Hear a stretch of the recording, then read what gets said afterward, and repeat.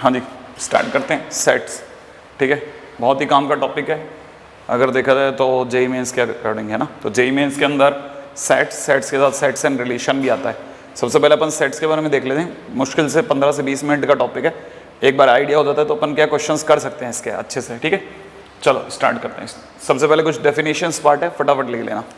हाँ, set actual में क्या है? वेल डिफाइंड ऑब्जेक्ट्स का कलेक्शन है, ठीक है, लिख लीजिएगा। It is collection of well defined objects.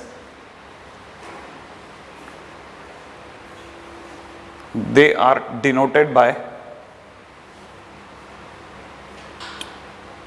capital letter A and B.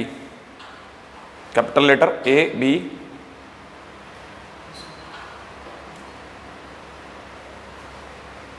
And elements of sets are denoted by small abc.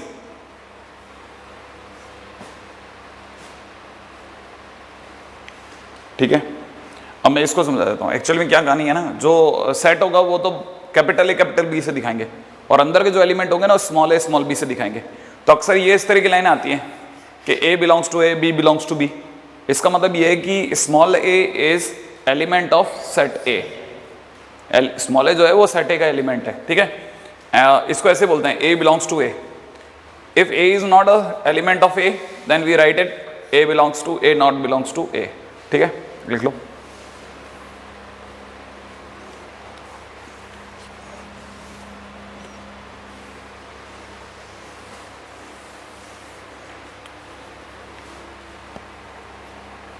ठीक है, अगला पॉइंट है representation of sets. Next title लिख लेना, रिप्रेजेंटेशन ऑफ सेट्स, ठीक है, जिसमें पहला है रोस्टर और टेबुलर मेथड। रोस्टर और टेबुलर मेथड, और सेकंड है सेट बिल्डर, है ना। रोस्टर वो है जो अपन हर बार ऐसे ही यूज करते हैं, अपन रोस्टर मेथड यूज करते हैं नॉर्मली, ठीक है ना। लेकिन क्वेश्चन अगर इसमें आ जाए तो अपन हैरान रह जाते हैं कि क्या बोल रहा था। अभी रोस्टर क्या है, जैसे मान लो स्कूल है, तो स्कूल का अगर मेरे को सेट बनाना है तो स्कूल का सेट कैसे बनेगा? S, C, H, O, L। OL नहीं आएगा, स्कूल के अंदर स्पेलिंग में डबल OL आता है, लेकिन जब आप सेट बनाओगे तो O एक बार आ चुका है, ठीक है ना। जैसे मान लीजिए मेरे को किसी ने कहा कि वोवेल का सेट बनाओ, तो मैं क्या लिखूंगा? A, I, E, O, U, ये लीजिए। जब मैं इस तरह से सेट लिखूंगा तो ये सेट बिल्डर फॉर्म है या रोस्टर फॉर्म है, समझ में है? टेबुलर मेथड कहलाता है, ठीक है। ये वाला कौन सा मेथड है? ये रोस्टर फॉर्म है। अब सेट बिल्डर वाले में क्या होगा ना, सेट बिल्डर वाले में अपन कैसे करेंगे? सेट बिल्डर में जैसे मान लो मेरे को ये लिखना है 3 से लेकर के 12 तक, ये रोस्टर फॉर्म है। कॉमा लगा के लिखेंगे ना, जब भी कॉमा लगा के लिखेंगे ये रोस्टर फॉर्म है। इसको अगर मेरे को सेट बिल्डर में लिखना है तो कैसे लिखूंगा कि एक्स अपने आप में 3 का पहाड़ा है, सही है ना। X is equal to 3n, इसको बोलते हैं x such that x is equal to 3n where n belongs to natural numbers. और नेचुरल नंबर भी सारे नहीं, नेचुरल तो फिर इनफिनिट तक जाता, तो नेचुरल नंबर भी कहां से कहां तक? 1 से लेकर के 4 तक। तो नेचुरल नंबर 1 से लेकर 4 तक लगाते जाओ, 1 2 3 4 आता जाएगा, और 1 2 3 4 के लिए 3 6 9 12 आ जाएगा। कहानी पकड़ में आई? तो यही चीज मैंने कैसे लिख डाली? सेट बिल्डर फॉर्म में। ये कहानी पकड़ में आई, है ना। इस तरह से लिखना सेट बिल्डर फॉर्म कहलाता है, ठीक है। आप ये कॉपी कर लें, फिर आगे चलते हैं, है ना। इसी के अंदर जैसे कुछ अगर भाई अपन ये भी एग्जांपल लगा सकते हैं, है ना, कि मान लीजिए ये जैसे किसी ने दिया सेट बिल्डर के अंदर ऐसा भी हो सकता है कि जैसे किसी ने दिया x इज इक्वल टू में x such that x is an even number, ठीक है। ये तो कौन सा वाला फॉर्म हो गया, है ना। ये अपने आप में कौन सा फॉर्म हो गया? Set builder form. अगर मान लो किसी ने मेरे से कहा कि नहीं सर इसको तो आप रोस्टर फॉर्म में दिखाओ, तो रोस्टर फॉर्म में दिखाने के टाइम पे मैं क्या क्या दिखाऊंगा? x is an even number, तो मैं अपनी तरफ से दिखा दूंगा 0 2 4 6 8 डैश डैश। बात समझ में आ गई? ऐसे भी, ठीक है ना। तो ये मतलब एक कॉमन प्रैक्टिस है कि आप इसको सेट्स को ऐसे भी लिख सकते हैं या ऐसे भी लिख सकते हैं, ठीक है। आगे चलते हैं, नेक्स्ट,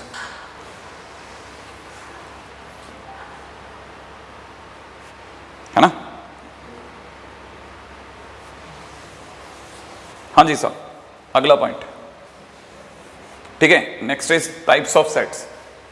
अगला डाल लीजिएगा टाइप्स ऑफ सेट्स, है ना। टाइप्स ऑफ सेट्स में सबसे पहले आता है नल और एम्प्टी सेट्स।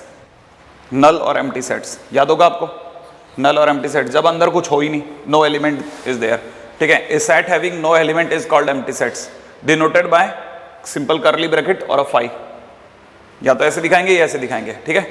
अब जैसे इसके एक एग्जांपल है, ये अपने आप में, अब देखो जरा क्या लिखा हुआ है, x अपने आप में नेचुरल नंबर है, और एक ऐसा नेचुरल नंबर जो कहां से कहां के बीच है, 5 से 6 के बीच कोई नेचुरल नंबर होता ही नहीं, 5 खुद एक नेचुरल नंबर है, 6 खुद एक नेचुरल नंबर, बीच में कोई नेचुरल नंबर है यही नहीं, और बीच में नॉन इंटीजर्स हैं, नेचुरल नंबर तो कोई है ही नहीं ना, तो इसका मतलब इसका आंसर क्या हो गया 5, इसीलिए इसको ऐसे भी बोला जाता है कि लिखा जरूर ये गया लेकिन ओवरऑल इट इज अ 5, ठीक है। नल और empty sets represented by this, ठीक है, इसे वॉइड सेट भी कहते हैं, ध्यान में है ना, नल और वॉइड सेट, एम्प्टी सेट्स, ये सब नाम है, ठीक है। सिंगलटन, नेक्स्ट वाले को समझ लेना भाई, सिंगलटन क्या है, सिंगलटन माने जिसमें एक ही एलिमेंट हो, जिसमें एक ही एलिमेंट हो, जैसे मान लो number of natural number less than 2, दिख रहे हैं, अगर जैसे number of natural number less than 2, 2 से नीचे कितने नेचुरल नंबर है, 2 के नीचे कितने नेचुरल नंबर है, एक, कौन सा, एक खुद, 0 खुद नेचुरल नंबर नहीं है भाई, 1 और 1 के आगे वाले नेचुरल नंबर होते हैं, जिसमें से भी देखा जाए तो 2 के नीचे वाले नेचुरल नंबर की बात चल रही है, तो 2 के नीचे एक ही नेचुरल नंबर है, तो दैट इज सिंगलटन सेट। तो कोई इसका आंसर अगर लिखेगा तो क्या लिखेगा 1, अगर 1 लिखेगा इसका मतलब सेट में कितने एलिमेंट आए, एक एलिमेंट आते अपन कह देंगे सिंगलटन है।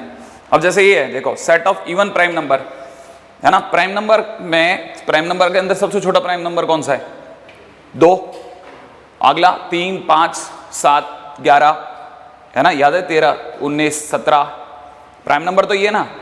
अच्छा, इस पूरी कहानी में इवन प्राइम नंबर कौन है इकलौता, 2, तो इसका मतलब ये कि कल को कोई पूछेगा इसका सेट क्या बना 2, इसका मतलब सेट में कितने एलिमेंट आए, 1, अगर एक एलिमेंट आए तो उसका नाम क्या हो गया सिंगलटन सेट, और कोई भी ना आए तो नल सेट, वॉइड सेट या एम्प्टी सेट्स, ठीक है। अच्छा, एक फाइनाइट सेट, भाई सेट के अंदर अगर भाई तो एक गिनती का एलिमेंट ही हो, सेट में अगर गिनती के एलिमेंट हो, जैसे अपन ने कहा वोवेल, वोवेल्स का सेट में कितने एलिमेंट होंगे, वोवेल्स के सेट में 5 ही एलिमेंट होंगे, ए आई ई ओ यू, यही हो गया ना भाई, तो अगर ये 5 एलिमेंट है इसका मतलब दे आर फाइनाइट। लेकिन अगर किसी ने कहा set of all even numbers, set of all even numbers, तो 0 +- 2 +-4 +-6 एंड सो ऑन, कितने, इनफाइनाइट तक। तो अगर बाय द वे किसी भी सेट में इनफाइनाइट एलिमेंट है तो दैट इज इनफाइनाइट सेट। अगर किसी सेट के अंदर गिनती के एलिमेंट है ना, माने काउंटेबल एलिमेंट्स हैं, तो हम क्या बोलते हैं, वो कैसे, फाइनाइट सेट, है ना। तो A set has only finite number of elements is called finite set, ठीक है। फटाफट कॉपी कर लें। हाँ भाई, नेक्स्ट, ठीक है। ये अपना टाइप्स ऑफ सेट्स आ गए। टाइप्स ऑफ सेट्स के अंदर अगला है इनफाइनाइट सेट। फाइनाइट के बाद एक और टाइटल डालो, इनफाइनाइट सेट।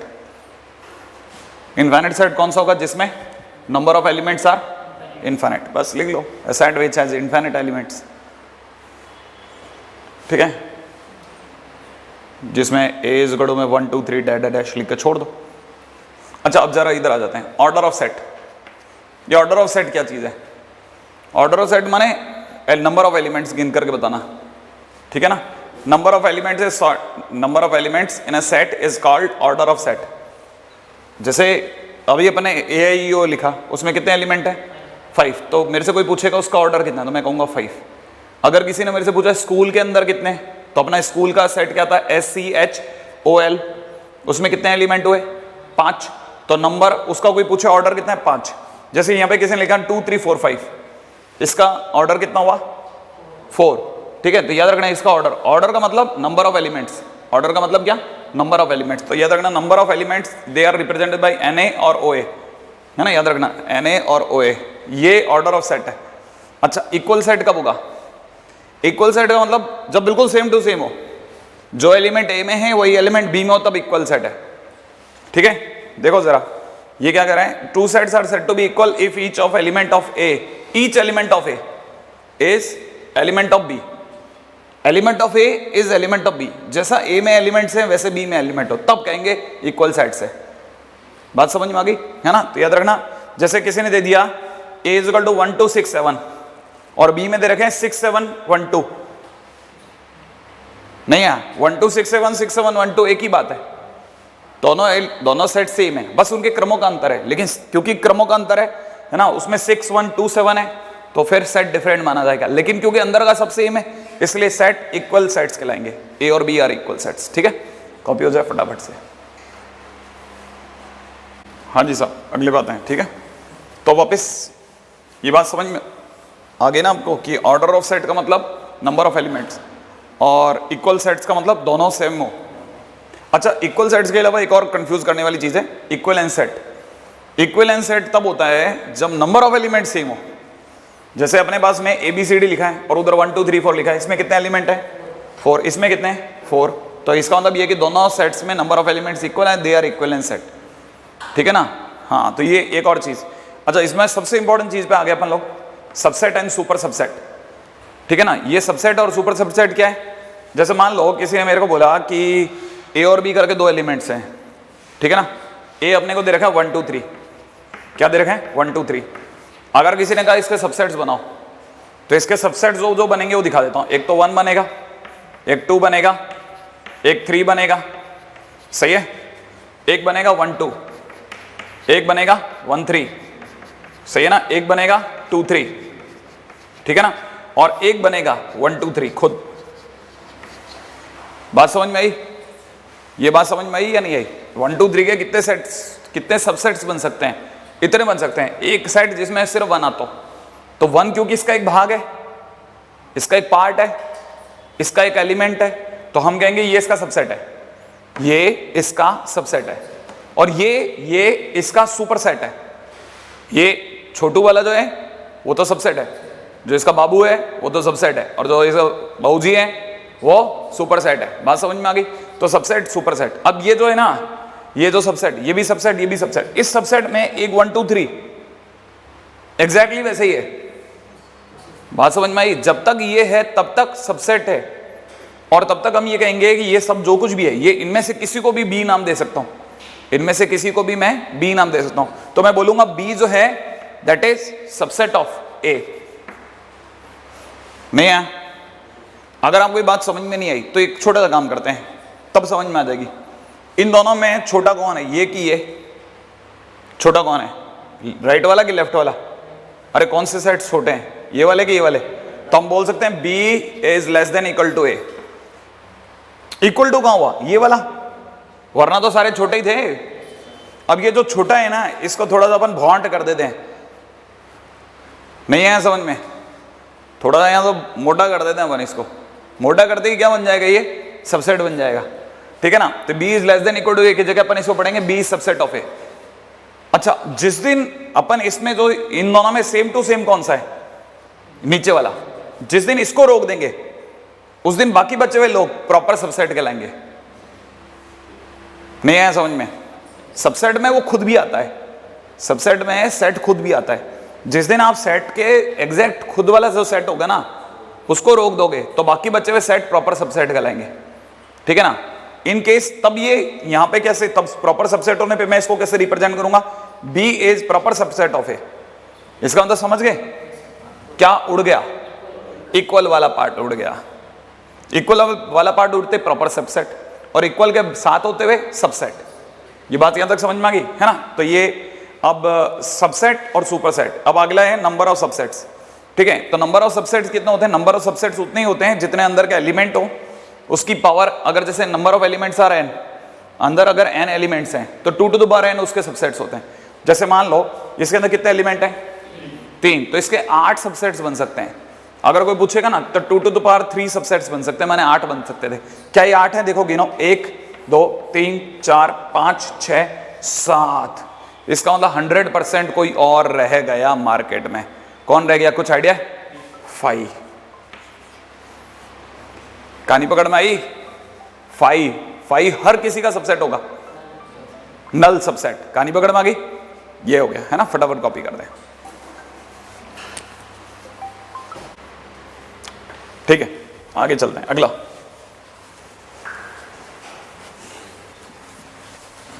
हाँ जी, इक्विवेलेंस सेट और इसके बाद में number of subsets. Number of subsets में 2 to the power n। ध्यान रहेगा। अगले वाले बता दें प्रॉपर सबसेट। प्रॉपर सबसेट मैंने बताया था कि वो जो खुद है वो नहीं आएगा। ठीक है, तो देखो इसकी लैंग्वेज क्या है? If every element of set A is element set of element of B। If every element of set A is element of B, A का हर एलिमेंट बी का एलिमेंट है, बी का एलिमेंट है, राइट है, परंतु ए और बी सेम नहीं है, वो जो सेम वाला है ना वो केस नहीं आ रहा, तब हम कहेंगे प्रॉपर सबसेट है, ठीक है। Then A is proper set of B, और रिटर्न कैसे होगा, A subset of B, proper subset of B, ठीक है। अच्छा अगला इम्प्रॉपर सबसेट, इम्प्रॉपर सबसेट का मतलब क्या, जो प्रॉपर नहीं है, ठीक है।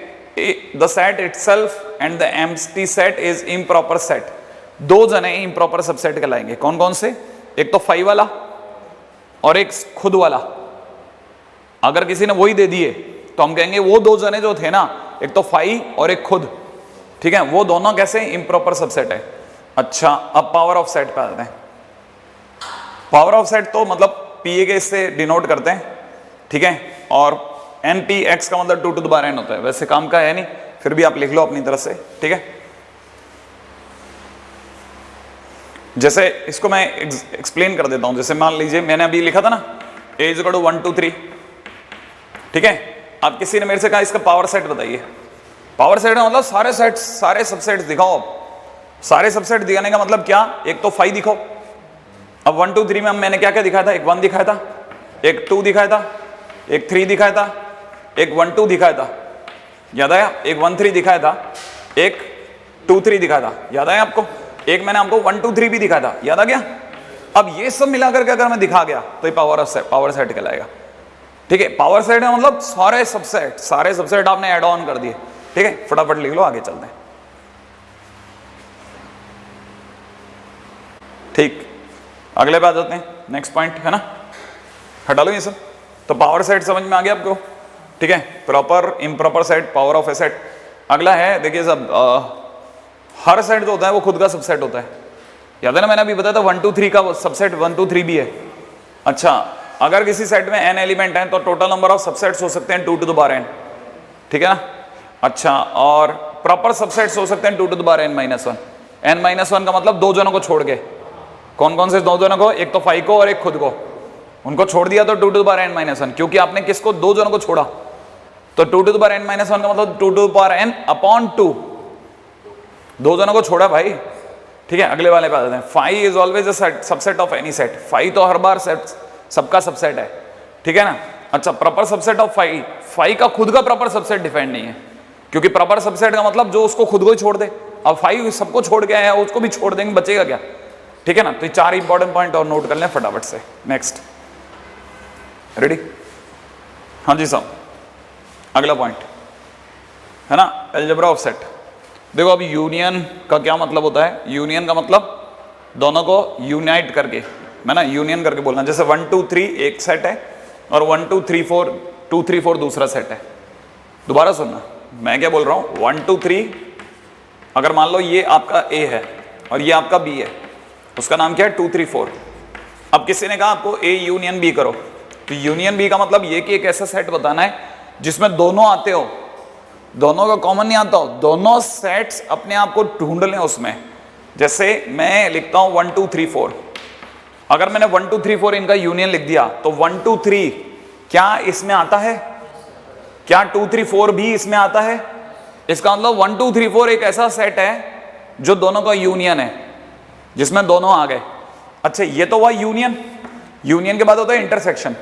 इंटरसेक्शन का मतलब जो दोनों में कॉमन पार्ट हो। अब अगर किसी ने मेरे से इन्हीं दोनों का इंटरसेक्शन पूछ लिया होता, तो इंटरसेक्शन माने दोनों में कॉमन क्या है, 2 3, एग्जैक्टली, बात समझ में आई। तो ये हो गया है ना इंटरसेक्शन। अब आया difference of sets. Difference of sets का मतलब ये कि A बट नॉट B, इसे पढ़ते कैसे, A बट नॉट B, बात समझ में आया। इसका मतलब ये कि A के एलिमेंट हो परंतु जो B में ना हो, जो A में हो पर B में ना हो। अब देखो साहब, A में पहले वो ढूंढो जो B में भी है। A में ऐसे क्या क्या है जो B में है, 2 3, A में 2 3 है जो B में भी है। अब A बट नॉट B का मतलब ये कि जो A में है पर B में नहीं है। कौन सा ऐसी चीज है A में जो B में नहीं है, 1, तो A minus B is equal to 1। कहानी पकड़ में आ गई। तो डिफरेंस ऑफ सेट्स का मतलब जो कॉमन पार्ट है उसे हटा करके A में से कॉमन पार्ट हटा दो। इन दोनों में कॉमन पार्ट 2 3 है, कॉमन पार्ट को हटा दो, जो बच गया डिफरेंस ऑफ सेट्स रह गया, ठीक है ना, दैट इज डिनोटेड बाय, है ना, a माइनस बी। फटाफट से कॉपी करें, आगे चलेंगे। हाँ जी साहब, अगला ये तो अलजेब्रा ऑफ सेट का एक पार्ट में, ठीक है। डिफरेंस ऑफ सेट्स के बाद में आता है, अगर डिफरेंस ऑफ सेट का यूनियन भी ले लें तो, ठीक है, सिमेट्रिक डिफरेंस। सिमेट्रिक डिफरेंस को ए और ऐसे डेल्टा बी के नाम से दिखाते हैं। ये अपने आप में क्या होता है ना, ए माइनस बी और बी माइनस ए होता है। जैसे मैं समझाता हूँ, अभी अपन ने एग्जांपल लिया था ए इज इक्वल टू 1 2 3 लिया था, ठीक है, और बी इज इक्वल टू क्या लिया था 2 3 4, जस्ट अभी लिया था ना। अगर मेरे से कोई पूछे ए माइनस बी क्या है, तो मैं कहूंगा ए का वो पार्ट जो बी में, पहले तो इसमें करते क्या है वो सीधे सीधे समझ लो आप। पहले सबसे पहले ए इंटरसेक्शन बी बताओ, इसका ए इंटरसेक्शन बी जो दोनों में कॉमन है, दैट इज 2,3, सही है ना। अब एक काम करो, अब a माइनस बी के टाइम पे a में से कॉमन पार्ट हटा दो, क्या बच गया बताओ, 1 बच गया। अब किसी ने पूछा b माइनस ए बोलो, इसका b माइनस ए का मतलब b में से कॉमन पार्ट हटाओ, b में से कॉमन पार्ट 2 3 हटाने पे क्या बच गया 4। अब जिस दिन भी आप a माइनस बी और b माइनस ए को यूनियन करोगे, तब आपके पास में क्या आ जाएगा साहब, एक तो 1 आ जाएगा और एक 4 आ जाएगा, नहीं है। तो ये जो 1 और 4 है ना, that is known as A delta B, symmetric difference of A and B. कहानी पकड़ में आ गई। सिमेट्रिक डिफरेंस का मतलब जिसमें ए माइनस बी भी हो और बी माइनस ए भी हो, है ना। अच्छा, इसके सिवा कॉम्प्लीमेंट्री सेट, कॉम्प्लीमेंट्री तो देखते ही पता चलता है। जैसे ए जो है अगर 1 2 3 है, तो 1 2 3 को छोड़ करके बाकी जितने भी नंबर होंगे they are complementary of this, नहीं है समझ में। जैसे मान लो ये अगर ए है ना, वेन डायग्राम में ये अगर ए है इसके अंदर, तो बाहर जितने भी है ना, बाहर की सारी दुनिया अब ए बार है या ए डैश है, that is complementary, complementary set. कहानी पकड़ में आ गई, है ना, ऐसा, ठीक है। ये जो u माइनस ए है ना, इसमें u क्या चीज है पता है, ये दुनिया, यूनिवर्स। इस u में से ए को हटा दो, बाकी जो बच गया that is A dash u minus A, इसीलिए वो सब लिखवा जाता है ना। फटाफट इसको भी हो जाए कॉपी, ठीक है। अगला एक बहुत एक काम की चीज अचानक से देखी मैंने, डिसजॉइंट सेट। डिसजॉइंट सेट्स का मतलब जब ए और बी में कुछ भी कॉमन ना आए। डिसजॉइंट सेट्स का मतलब होता है जब ए और बी में से कुछ भी कॉमन ना आए, ए यहाँ हो और बी यहाँ हो, कुछ कॉमन नहीं आ रहा, दिख रहा है ना, दोनों अलग अलग हैं, तब आप ये कहोगे ये दोनों सेट्स कैसे हैं, डिसजॉइंट सेट्स, ठीक है। फटाफट आगे बढ़े, रेडी।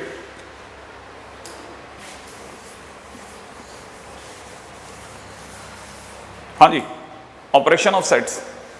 देखिए ये एक्चुअली ऑपरेशंस का मतलब इसकी प्रॉपर्टीज, कोई ए यूनियन बी करे या बी यूनियन ए करे, एक ही बात है, यूनियन के टाइम पे कोई फर्क। अच्छा, उसी तरह से इंटरसेक्शन में ए इंटरसेक्शन बी निकालो या बी इंटरसेक्शन ए निकालो, एक ही बात है, दोनों को कोई फर्क नहीं पड़ता। अच्छा, अगर भाई देवे A union B union C लिखा है, तो ये ब्रैकेट अभी ए यूनियन बी पे, इसको कल को शिफ्ट करा करके बी यूनियन सी पे भी लगा दिया तो भी कोई फर्क नहीं पड़ता। इसे बोलते हैं कि इट इज एसोसिएटिव, ठीक है ना, ये एसोसिएटिविटी है, एसोसिएट कर लेते हैं दोनों, अभी ब्रैकेट इधर है या इधर है, एक की बात है ना। अच्छा, इसी तरह से डिस्ट्रीब्यूटिव में क्या होता है, डिस्ट्रीब्यूटिव को मतलब समझना, ये बहुत काम की चीज है। अगर किसी ने मेरे को बोला A union B intersection C, मान लो ऐसा दिया किसी ने, ठीक है ना, अब बड़े ध्यान से समझना। अगर किसी ने मुझे ये बोल दिया, तो पहले देखो ए का किससे यूनियन होगा, बी से, तो मैं लिख दिया ए यूनियन बी। फिर ए का किससे यूनियन होगा, सी से, ए यूनियन सी, और दोनों के बीच में इंटरसेक्शन लगेगा। कहानी समझ में आई। इसका मतलब पहले कौन सा वाला ऑपरेशन काम करा, जो बाहर बैठा है, यूनियन हुआ हर बार। अगर मान लो यही चीज अगर ऐसा ना लिख करके ऐसा लिखा होता A intersection B union C, तो बाहर कौन बैठा है, इंटरसेक्शन, तो पहले इंटरसेक्शन होगा दोनों से, A intersection B, A intersection C, और दोनों के बीच यूनियन लग जाएगा, ठीक है ना। ये जो चीज है ना, ये डिस्ट्रीब्यूटिव लॉ कहलाता है। डिस्ट्रीब्यूशन कैसे होगा, डिस्ट्रीब्यूशन हमेशा पहले बाहर वाले का होगा, A intersection B, A intersection C, और बीच में यूनियन लग जाएगा, ठीक है। उसी तरह से D Morgan's law, D Morgan's law कहता है कि जब भी ए यूनियन बी का डैश निकालो, डैश माने कॉम्प्लीमेंट्री, तो क्या करोगे, दोनों पे डैश डैश और अंदर वाला साइन चेंज, दोनों पे डैश डैश अंदर वाला साइन चेंज, दोनों पे डैश डैश अंदर वाला, अगर इंटरसेक्शन है तो यूनियन। कहानी पकड़ में आ गई। ये डी मॉर्गन्स लॉ बहुत काम की चीज है, बहुत काम की चीज, ठीक है ना, ये बहुत काम की चीज है डी मॉर्गन्स। फटाफट कॉपी करें। हाँ जी, नेक्स्ट अगला, ठीक है, कंपोनेंट लो। ये ए का अगर उसके खुद के बाहर से यूनियन करोगे, ठीक है ना, यूनियन करना माने जोड़ के बोलना। अब ए का उसके बाहर से यूनियन करने मतलब ए ये खुद अंदर वाला और ए बार माने बाहर वाला, ये दोनों ही जोड़ दिया तो क्या आ जाएगा, यूनिवर्स ही आ गया पूरा। तो A union A bar is equal to universe. अच्छा, जबकि ए और ए बार में कॉमन क्या है, कुछ भी नहीं। कॉमन क्या है, कुछ भी नहीं। ये अंदर बैठा वो बाहर बैठा है। अरे ए बार कहां है, बाहर वाला है, जितना भी है ना ये सारी दुनिया ए बार है इस गोले के बाहर, सही है ना। तो इन दोनों कॉमन क्या है, कुछ भी नहीं, तो 5। अच्छा, जबकि किसी ने पूछा ए बार का दोबारा बार कितना हो गया, तो ए माने जो ए बार नहीं है वो ए है भाई। ए बार का बार माने जो ए बार नहीं है, बार माने नहीं, कॉम्प्लीमेंट्री माने नहीं, ए बार माने जो ए नहीं है, जो ए बार का बार है माने जो ए बार नहीं है, तो माने ए है। बात समझ में आ गई। वैसे ही है ना, आइडम्पोर्टेंट लॉ, ए और ए का इंटरसेक्शन ए होता है, ए और ए का यूनियन भी ए ही होता है, ठीक है। अच्छा, ए और 5 का इंटरसेक्शन, ए और 5 का यूनियन, यूनियन इंटरसेक्शन तो 5 होगा, यूनियन क्या होगा, ए होगा। ए और यूनिवर्स का यूनियन यू होगा, ठीक है ना। और कॉमन लोगे 5 और ए में तो कुछ भी नहीं, ठीक है ना। और ए और उसमें यूनियन करोगे तो ये आएगा, ठीक है। ये क्या बोल पड़ा, कॉमन, इसमें ए और यूनियन इसमें कॉमन लोगे तो ये आएगा, है ना। बस कॉपी कर लेते हैं फटाफट से, नेक्स्ट। हालांकि ये सब काम के नहीं थे, आगे चलते हैं। एक मिनट। हाँ भाई, अब वैसे कुछ काम का नहीं, लेकिन फिर भी कुछ इंपॉर्टेंट रिजल्ट्स हैं, आप चाहें तो कॉपी कर लें, ठीक है। फिर ये फिनिश है।